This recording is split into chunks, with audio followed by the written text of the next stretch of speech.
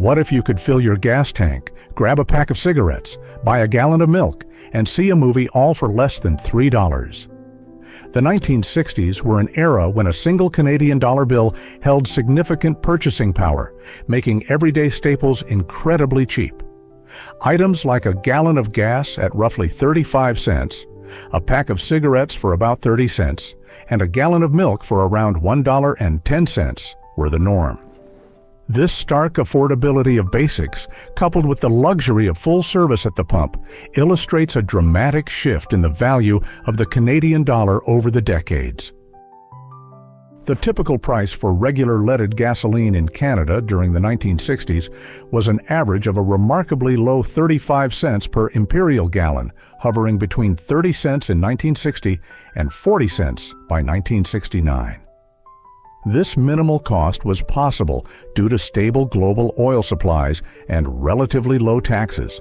The fuel itself was regular leaded gasoline containing tetraethyl, lead to boost octane and prevent engine knock. Critically, this low price financed the pervasive full-service experience, a defining feature of the era's automotive culture. A uniformed attendant would not only pump the gas but also offer complimentary services like washing the windshield, checking the oil and water, and verifying tire pressure. This all-inclusive personal interaction was standard, highlighting just how cheap energy was for the average Canadian consumer, which in turn fueled the growth of the nation's highway system.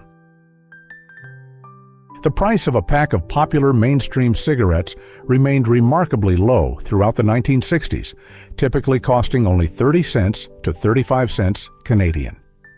This extreme affordability made smoking an incredibly widespread and cheap habit, contributing to the decade's peak in adult smoking rates.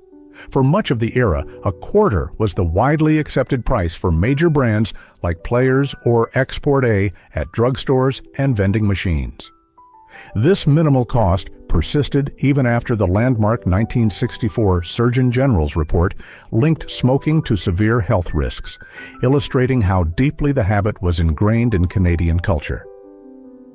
The key factor in the low price was the minimal federal and provincial excise taxes at the time, which accounted for only a fraction of today's tax burden, ensuring a pocketful of change was enough for a daily consumable.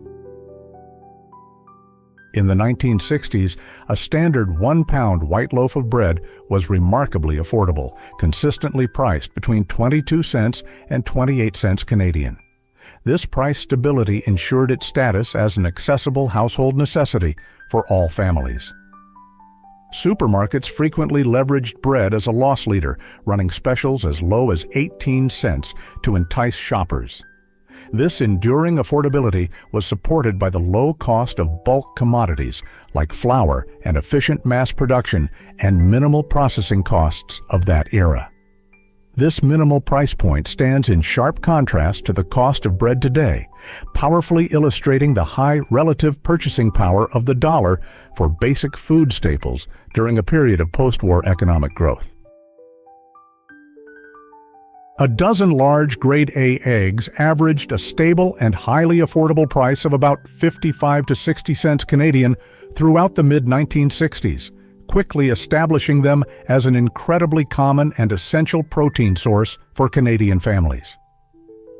This low and consistent price made eggs a highly accessible and versatile food item, frequently used in home-cooked meals and extensive home baking. The minimal production cost was a reflection of the efficiency of large-scale poultry farming at the time, which kept both producer and consumer prices down. This price point starkly underscores the high relative purchasing power of the dollar for essential food items during that era.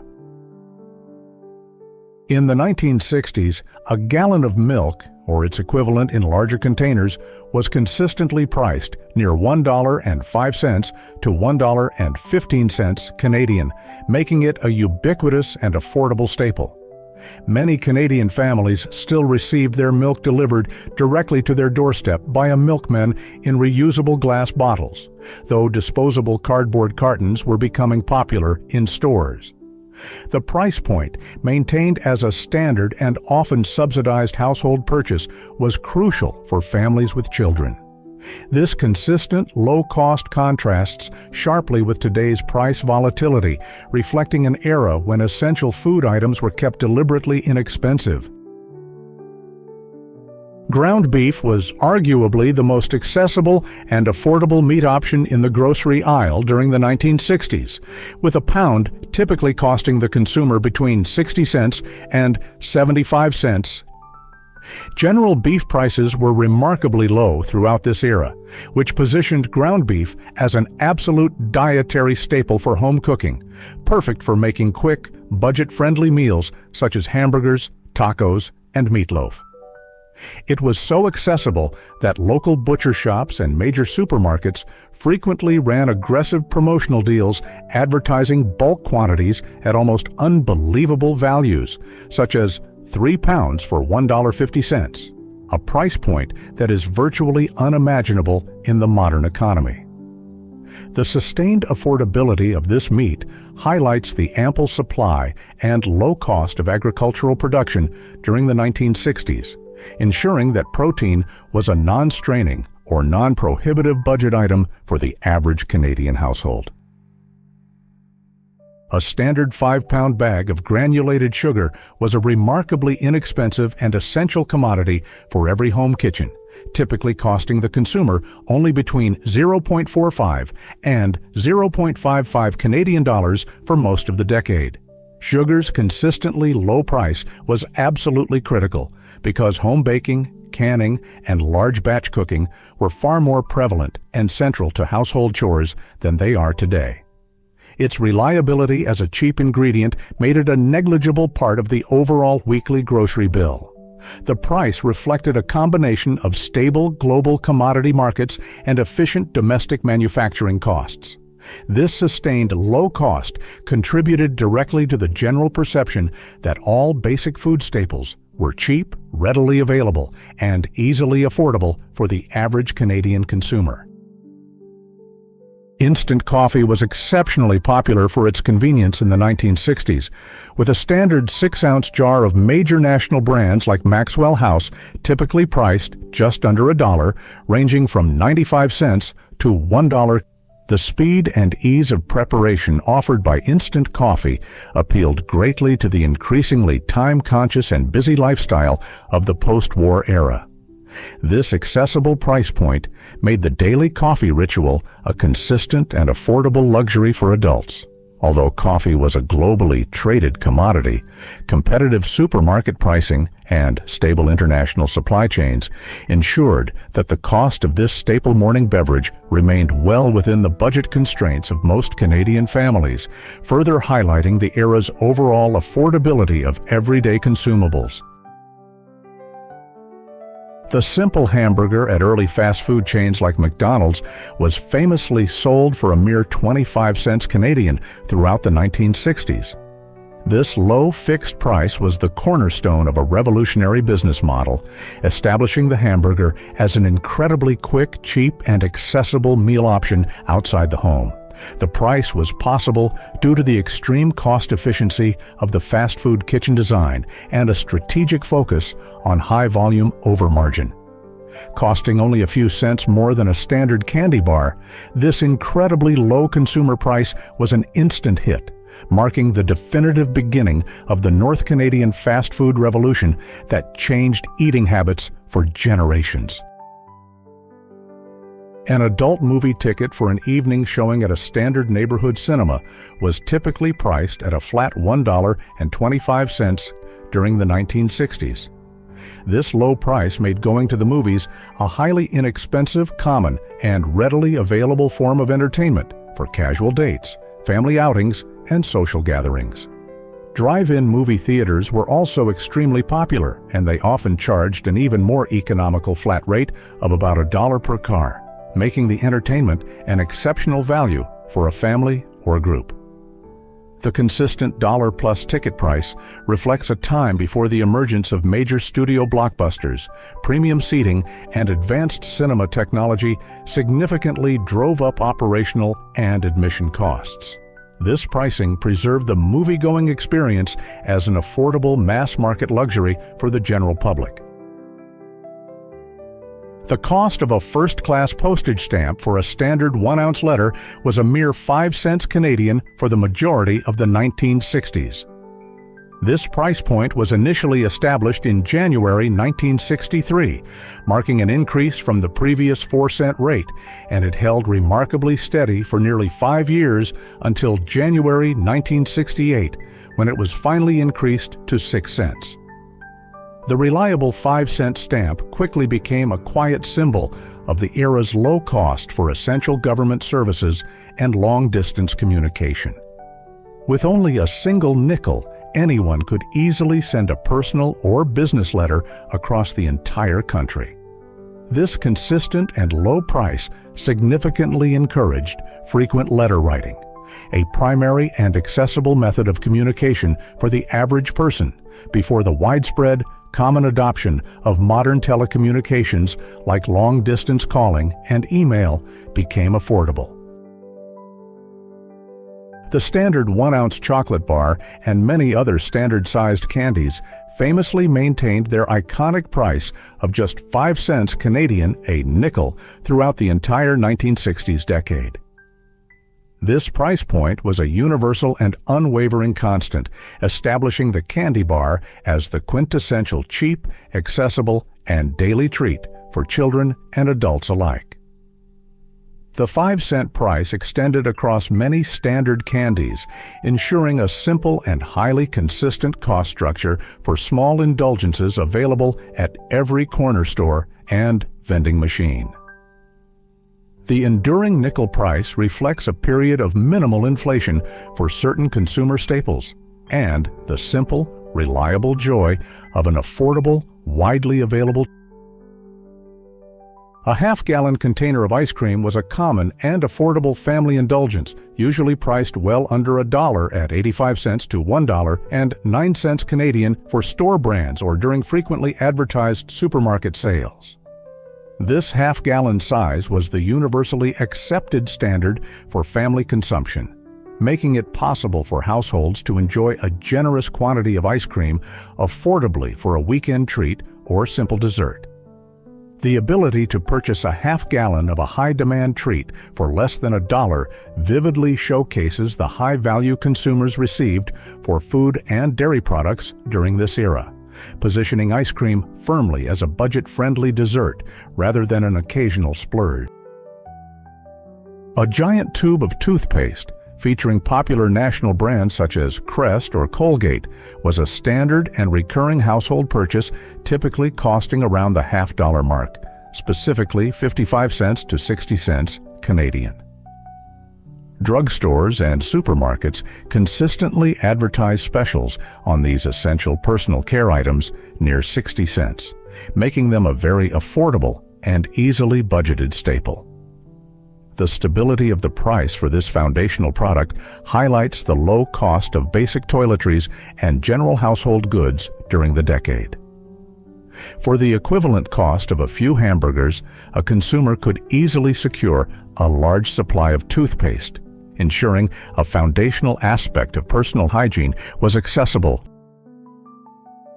The average price for a brand new car in the 1960s, such as a standard Chevrolet or Ford sedan, spanned from approximately $2,800 in 1960 to over $3,500 by 1965-1969.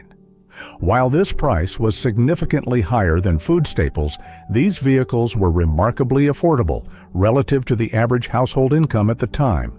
This period is often considered the peak of the North Canadian auto industry's accessibility, making it financially feasible for a large segment of the population to afford a new vehicle, a purchase central to the suburban Canadian dream.